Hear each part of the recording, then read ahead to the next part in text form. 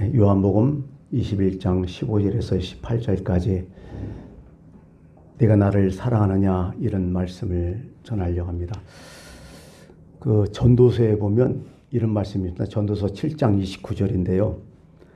내가 깨달은 것은 이것이라 하면서 솔로몬이 곧 하나님은 사람을 정직하게 지으셨으나 사람이 많은 깨들을 낸 것이니라 이런 말씀이 있어요. 세 번역으로 다시 한번 제가 봉독할게요. 내가 깨달은 것은 이것이다.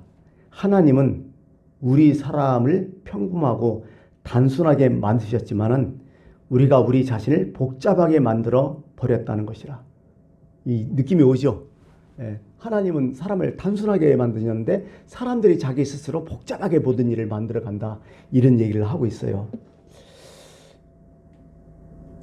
우리가 지금 사는 시대가 다원화 시대잖아요. 다변적이다, 다원하다, 복잡하다는 거죠. 뭐 여럿이라는 거죠. 하나가 있을 수 없다는 얘기죠.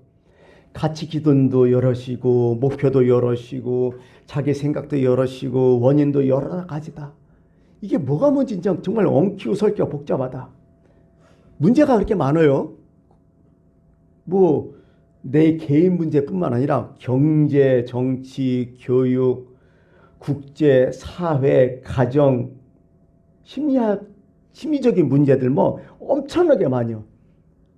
근데 이게 원인이 다 달라요. 결과도 이상해요. 서로 엉켜요. 원인을 모르니까 해결점도 없어요. 서로 얘기는 하는데 서로 맞는 게 없어. 합의점도 잘 없어요. 그래가지고 이런 다변화 시대 아니면 다원적인 시대에 우리가 많은 얘기가 뭐냐면 대화의 시대다. 왜? 그냥 안 되니까 일률적으로 이렇게 딱 못 자르니까 대화를 나누자. 협상을 하자. 이렇게 다 얘기를 한다는 거죠. 근데 서로 다른 철학, 다른 목표, 다른 생각을 갖고 있으니까 서로 수평성이 그냥 나가버리는 거예요. 복잡해요. 말은 해요.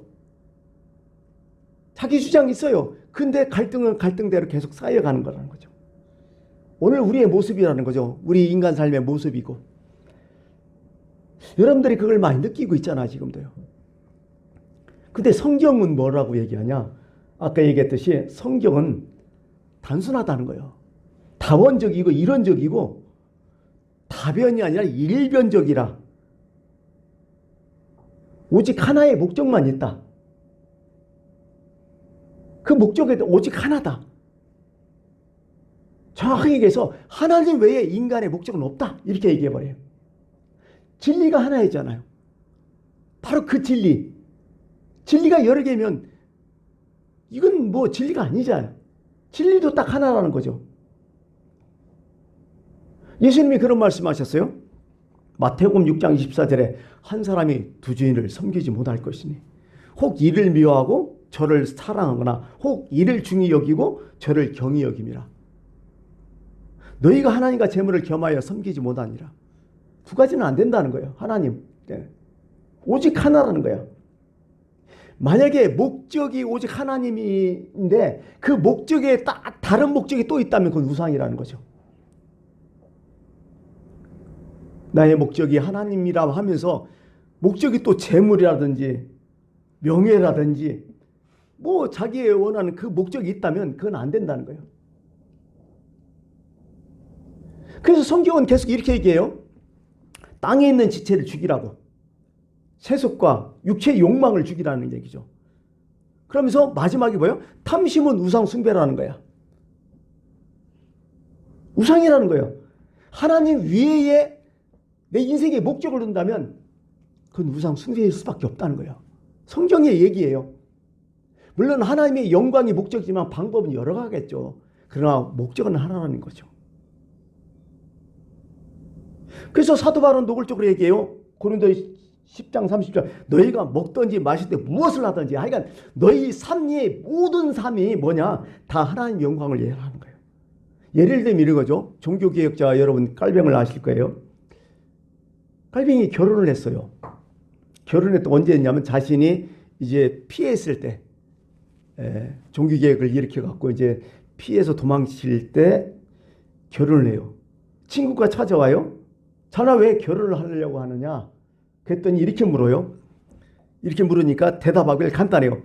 사사로운 일에 매이지 않고 보다 더 효과적으로 하나님의 사역을 하기 위해서 내가 결혼하였네. 이렇게 하고 딱 잘라버려요. 의미가 알잖아요. 목적은 하나님이요. 방법은 결혼이요.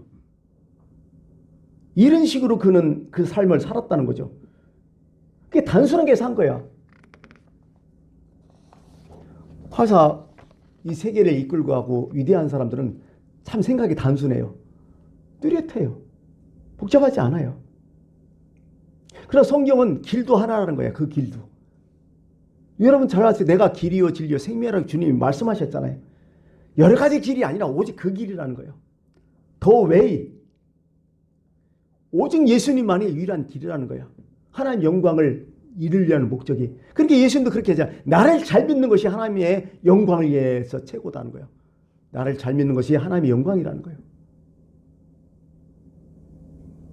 길과 방법도 하나라고 문제의 원인도 하나라고. 여러분 우리에게 일어나는 많은 문제들이 있어요. 정말 힘든 문제들이 많아요. 성경은요 무진장이 단순하게 알려져요. 그것은 불순종이라는 거예요. 구약을 읽어보세요. 이스라엘 백성들이 어느 때는 승승장구하고 어느 때는 완전히 망했는지 뚜렷하잖아요. 사사기도 더 뚜렷하고 열왕기 상하도 뚜렷하고 사무엘도 그렇고 모든 게 그래요. 순종과 불순종 거기에 다 단순해요. 오늘날 우리가 그걸 따진다면 우리의 모든 문제의 원인이 어디 있냐? 거긴 다 죄가 들어간다는 거예요. 죄가 문제의 원인이다. 죄가 뭐냐? 실패의 원인이 뭐냐? 문제가 뭘 야기시냐? 그건 하나님을 떠난 것이다. 그럼 해결책이 뭐냐? 하나님께 돌아오는 것이다. 이게 성경의 말씀이에요. 너무 뚜렷해요. 이게 단순하게. 근데 우리는 너무 복잡해. 가만히 따져보세요. 내 마음속에 그 원인, 그건 죄요. 기저에 보면. 꺼내면 죄가 딱 나와. 기초에. 죄의 모양은 여러 가지 있죠. 그러나 그 원인은 죄라는 거예요. 성경. 팔복 중에 마음이 청결한 자는 복이 있다고 얘기했잖아요. 우린 청결할 때는 어떻게 해요? 깨끗하다. 아무것도 없다는 뜻이잖아요. 근데 그게 아니에요. 성경은. 정확한 해석은 단순한 자는 복이 있다는 거예요. 심플하다는 뜻이야. 청결하다는 것이. 이 세상은 가고 오직 하나님만 보였다. 이런 얘기예요. 심플하다는 거야. 단순하고 통일된 마음. 이게 바로 마음이 청결한 자는 하나님을 본다는 거야. 그 사람이 하나님을 본다는 거야. 우리는 하나님을 안 보이는 게 너무 복잡한 거야 지금. 두 마음이고 세 마음이고 단순해야 되는데. 오늘 우리 자신을 한번 뒤에 들어봐요. 우리는 얼마나 복잡하게 사나 지금. 이게 삶이 힘들어. 무거워. 심플해야 되는데. 오늘 본문으로 다시 돌아가서 오늘 베드로와 예수님의 대화가 나오잖아요. 베드로의 모습을 보세요. 베드로 모습 지금 어떤 모습일까요? 기가 완전 팍 죽었어. 진짜 초라하잖아요. 왜? 지금 갈릴리 바닷가에 온 이유가 있어요. 거기서 예수님이 만난 이유가 있어요. 왜 그랬어요? 예수님이 십자가에 달릴 때 부인했잖아요. 저주했잖아요. 도망쳐버렸잖아요. 아주 막 떳떳하게 막 부인해버렸잖아요. 완전 저주해버렸잖아요. 예수님이 부활하신 것을 알았어요. 봤어요. 만났어요. 근데 여전히 푹 처져 있어. 포기한 상태예요. 모든 걸. 완전히 바닥거려. 예수님이 부활하고 나서도 베드로 만나줬어요. 그런데도 안 되는 거야 이게. 왜? 내가 나를 용납 못해. 내가 나를 인정 못해. 그러면서 이렇게 얘기해요. 나는 물고기 잡으러 가노라 하면서 이전에 어부 생활로 가요. 그러자 자기 동료들도 우리도 같이 가겠다고 쫓아가요. 이게 지금 오늘 베드로의 마음이거든요. 옛사람으로 돌아왔어요. 모든 걸 이제 다 끝났다고 생각하고 이제 다 청산하고 이제 고향으로 왔어요. 요즘도 그러잖아요. 요즘도 도시에서 열심히 사다가 사업하다가 실패하면 어때요? 그냥 그 전에 살던 허름한 집으로 돌아오는 사람들이 많잖아요. 그런 식이야 어떻게 보면. 그러면서 거기서 이제 먹고는 살아야 되니까 업으로서 생활을 또 하는 거죠. 근데 한 마리도 못 잡아요. 성경 보니까. 또 실패한 거예요. 이 마음 여러분 아시잖아요. 이런 경우 있잖아요. 인생 살면서 이것도 안 되고 저것도 안 되고 완전히 이제 끝장나는 거예요. 처음에는 얼마나 예수님이 부를 때는 얼마나 신났어요. 너 어부냐? 이제부터 내가 사람 낳는 어부가 되리라. 그래서 사람 낳는 어부로 활동하다가 궁극적으로 그것도 실패하고 또 다시 원위치대로 고기 남는 어부가 됐는데 그것도 실패했단 말이에요. 베드로에게 이제 무슨 용기가 있겠어요. 여러분 이럴 때 한 가지 딱 하죠. 뭐예요? 자존심, 자존감 딱 떨어지면 뭐예요? 자기 자학을 해버려. 내가 나를 싫어. 내가 나를 인정 못해. 진짜 이 시간이 너무 괴로운 거예요. 누가 요구하는 것보다 내가 스스로 나를 그렇게 여길 때 대책이 없는 거예요. 이건. 이렇게 얘기했죠. 그래 나는 촌놈이야. 나는 어부야. 송충이는 그냥 술 먹고 사는 거지. 내가 무슨 그리스도 제자가 되겠다고. 그것도 잘못이야. 내가 무엇이길래 뭐 메시아의 나라의 중요한 직책을 잡고 뭐 어쩌고 나 같은 놈은 낄지도 몰라. 그래 잘 됐어. 예수님 안 쫓는 게 예수님한테도 좋을 것 같아. 나 같은 거 괜히 끼어가지고 그 일 방해나 할 뿐이지 나는 아무것도 아니야. 별거 없어. 나는 원래 그런 놈이야. 이게 자기 자학이잖아요. 이렇게 돼요 사람은. 결국 뭐예요? 나는 제자 자격 없다고. 아주 누가 얘기하기 전에 뼈저리게 지금 막 그냥 뼈까지 느끼고 있는 거예요. 지금 베드로는요. 이게 베드로의 지금 심정이에요.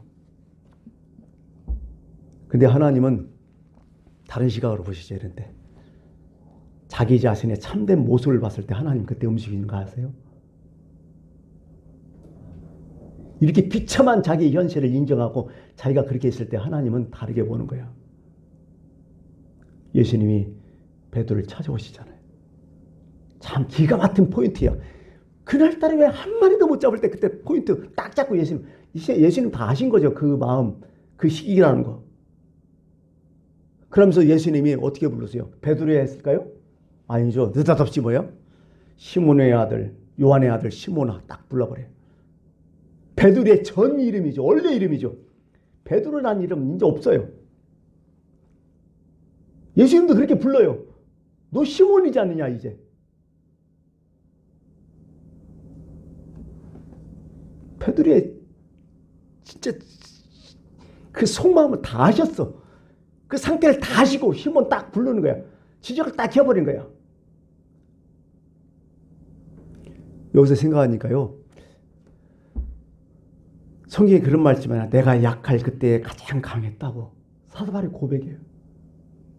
지금 가장 약할 때. 근데 뒤돌아보니까 훗날 보니까 그때가 가장 강할 때다. 왜 그랬을까? 나에 대해서 정직했던 거야. 나를 정확히 알았던 거야. 그때가 강하다는 거야. 하나님 눈에는. 진실한 때가 가장 강하다는 거예요. 그리고 하나님은 그때가 바로 그 사람을 들어 쓰실 때고 일할 만한 때라고 얘기해요. 절대로 하나님 잘난 사람 안 써요. 자기가 뭐 다 아는 것처럼 얘기하는 거 안 써요. 뭔가 할 수 있다고 그거 안 써요. 나는 무능해요. 나는 아무것도 아니에요. 바닥에 딱 내려갈 때 그때 주님이 들어 쓰시는 거죠. 여기 보니까. 그리고 부탁하시잖아요.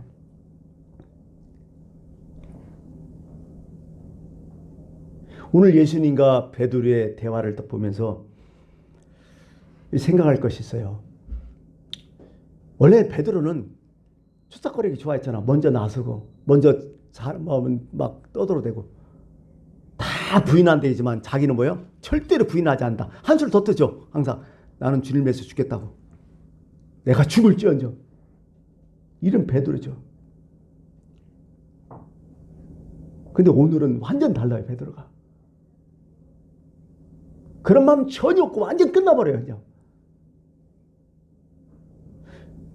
베드로가 전에는 얼마나 잘 나갔어요. 특히 마태복음 16장부터는 베드로가 팍 떠버리잖아요.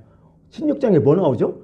베드로의 신앙 고백이 나오잖아요. 주는 그리스도의 살아계신 하나님의 아들이다 했을 때 예수님께서 칭찬을 막 다 해버리잖아. 야, 너는 이제 시몬이 아니라 베드로다. 그리고 너는 이제 천국의 열쇠를 주겠다. 그리고 너의 이런 신앙 고백에 내 교회를 세워주겠다. 이렇게 딱 해버리잖아요. 근데요, 이거 찬찬히 잘 보세요.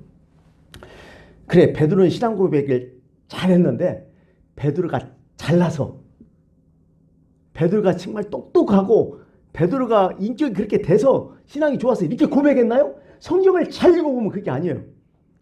하나님께서 그에게 알게 하신 것이라고 분명히 나와요. 그게 베드로가 칭찬받을 일은 했지만은 그러나 그 기저에 하나님께서 이미 베드로에게 그 마음을 주셨다는 거야. 자기 게 아니에요. 하나님 거였어. 또 두 번째는 교회를 세우겠다. 여러분, 베드로가 세우겠다는 얘기 아니었어요, 분명히. 베드로가 했던 신앙 고백이에 예수님께서 내 교회, 내가 친히 교회를 세우겠다는 거야. 지가 세우겠다고 아니, 절대 그런 말 하지 않았어요.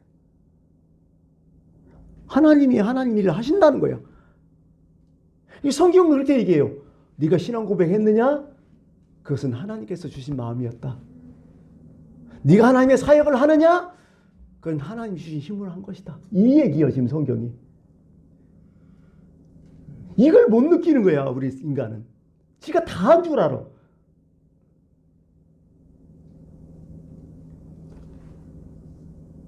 그걸 베드로가 안 거죠. 내가 아니었다는 거.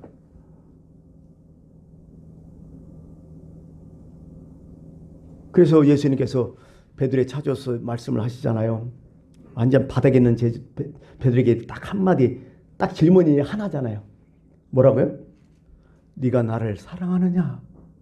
이거 딱 하나 묻잖아요. 정말 예수님도 심플해요. 다변적이지 않아요. 예수님도 정말 간단해요, 모든 게.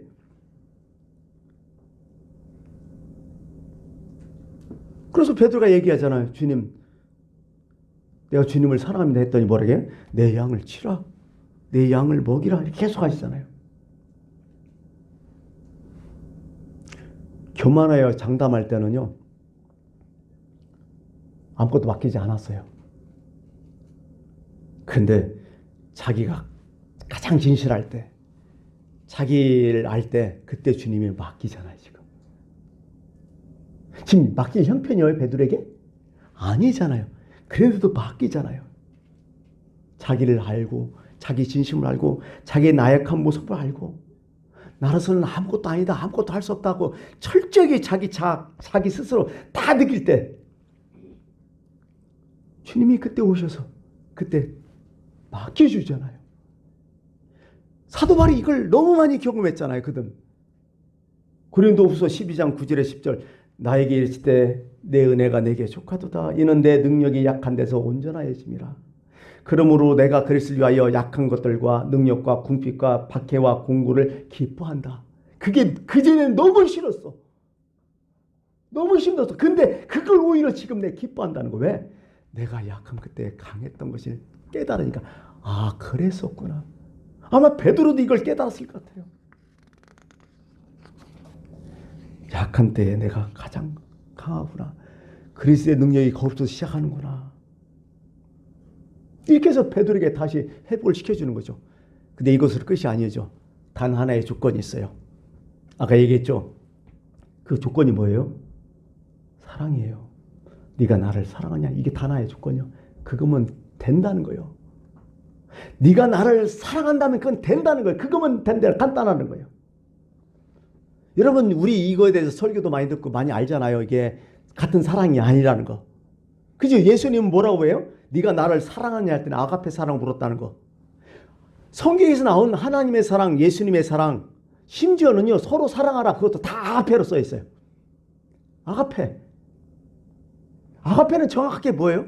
사실 헬라어 문헌에는 잘 안 나오지만 성경에 가장 많이 나오는 사랑이 아가페예요. 독특한 거예요. 하나님께 쓰이는 단어라고 볼 수 있어요. 그 뭐예요? 예수님이 그렇게 행했던 모든 것이 아가페였어요. 그게 가장 큰 설명 같아요. 예수님이 우리들한테 했던 모든 것이 다 아가페예요. 그게 사랑이에요. 아가페 사랑이요. 이게 어떻게 보면 하나님의 사역은 다 아가페 사랑이었다는 거죠. 희생적인 사랑이라 하죠. 그런데 베드로는 어떻게 대답해요? 내가 주님을 사랑하는 줄 주께서 아시나이다. 뭐라고 해요? 그 사랑하는지 그 뭐예요? 친구예요. 필리아라 얘기하잖아요. 친구의 사랑으로.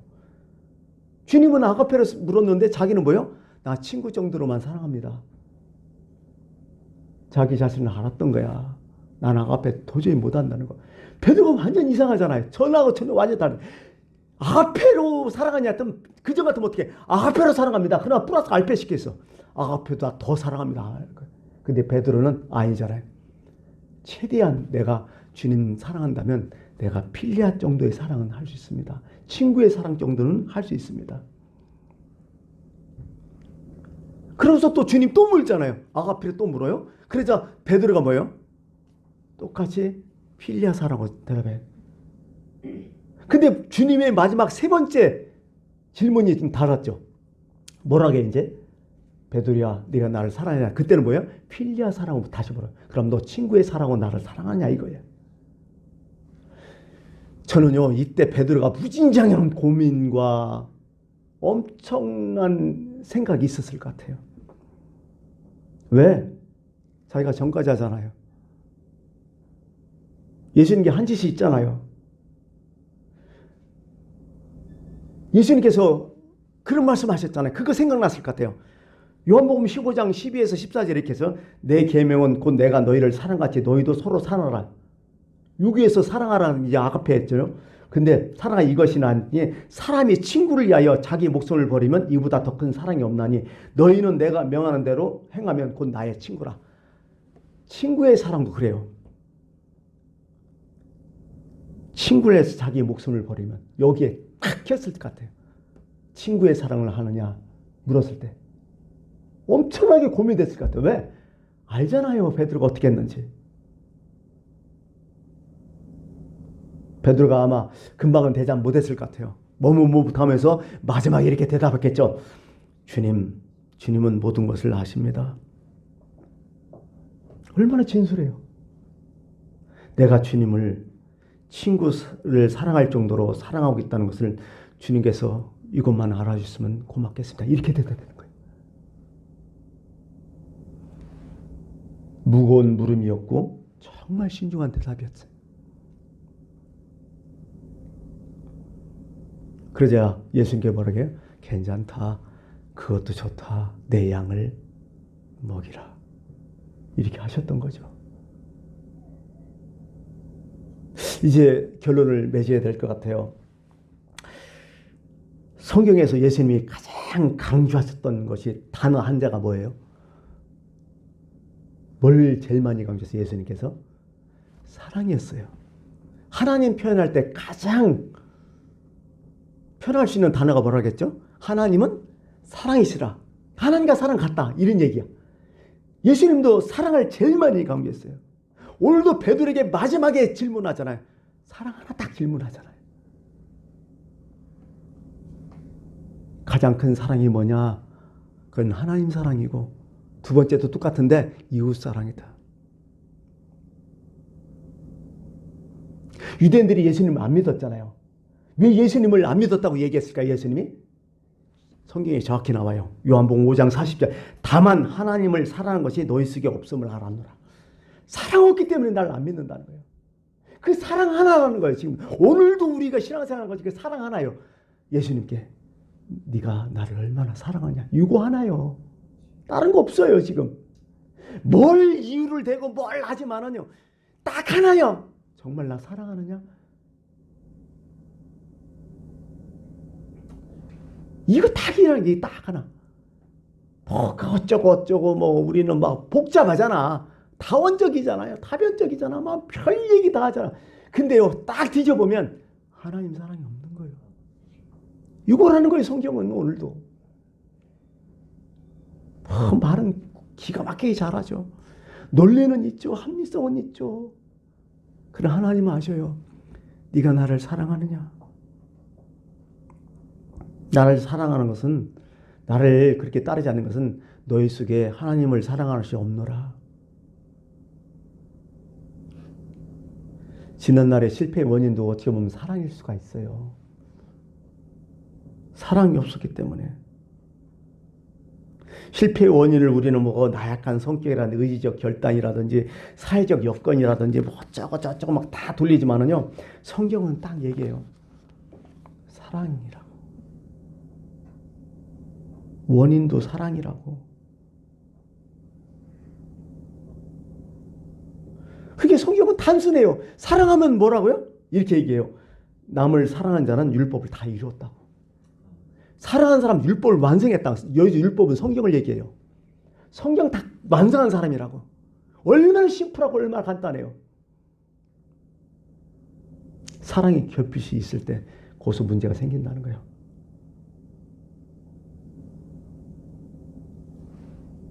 그래서 오늘 우리가 신앙생활을 하면서 하나님께서 우리에게 가장 진짜 원하는 것은 우리에게 사랑을 하는 사람으로 만들어 준다는 거야. 여러분, 은혜 받았다는 얘기 많이 하고, 기도 응답 받았다는 얘기 많이 하고, 성령 충만하다는 얘기 많이 하고, 거기에 가장 큰 분모가 뭔 줄 알아요? 사랑이에요. 사랑.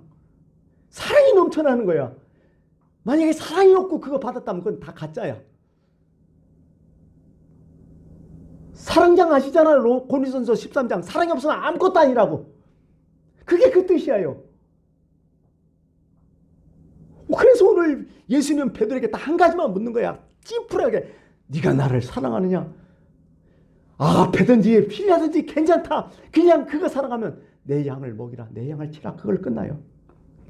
그러고 예수님께서 이렇게 말씀하시죠. 네가 나를 사랑하느냐? 그 얘기는 뭐냐면, 내가 누구를 사랑한다면, 어떤 사람이 나를 사랑하면 그 사람도 사랑하게 돼 있어요. 다시 말해서 예수님이 누구를 사랑한다면 나도 그 사람을 사랑할 수밖에 없어. 그게 맞는 얘기예요. 그게 예수님이 이렇게 말씀해요. 사람이 나를 섬기려면 나를 따라. 나 있는 곳에 나를 섬긴 자도 거기 있다. 너무 간단하잖아요.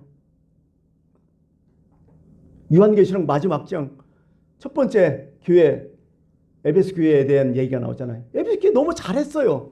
근데 딱 한 가지 지적하잖아요. 너 처음 사랑 버렸다. 네가 아무리 잘했어도 그거 버리면 안 된다. 그거 회복해야 된다. 처음 마음, 처음 생각, 처음 결심, 그거 계속 유지해야 된다. 그거 일관성이 있어야 된다. 그거 놓치면 끝난다. 어떻게 보면 우리는 코로나19와 진짜 여러 가지 많은 어려움 때문에 지금 기독교인들 전체적으로 지금 시험을 다 당하고 있어요. 저도 시험 당하고 있어요. 지금 이런 상황이. 너도 놀라워요. 지금 막 괴로워요. 제 상태도. 이거 목회를 해야 되냐. 목회를 어떻게. 이 대책이 안 쓰는 거예요. 나도 지금. 힘들어요.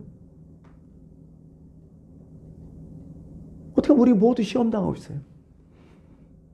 근데 주님은 딱 한 가지만 물을 거예요. 이런 상황에서도. 네가 나를 사랑하느냐. 교회 나오고 안 나오고 뭘 하고 안 하고 뭐 사역 이건 아무것도 아니야. 교회 와서 뭐 청소 안 해도 돼. 뭐 전도 안 해도 돼. 헌금 안 해도 돼. 그러나 분명하게 오늘 주님이 나한테 물으신 건 딱 한 가지요. 네가 정말 나를 사랑하느냐? 사랑하냐? 사랑한다는 걸 끝나. 사람은 모르거든. 여러분 오늘 이 말씀을 잘 명심하고요. 우리가 예수님께서 네가 정말 나를 사랑하느냐 이렇게 물으시면 예 사랑합니다 이렇게 할 수 있는 그런 신앙 고백할 수 있는 여러분이 꼭 됐으면 정말 고맙겠습니다. 기도하겠습니다.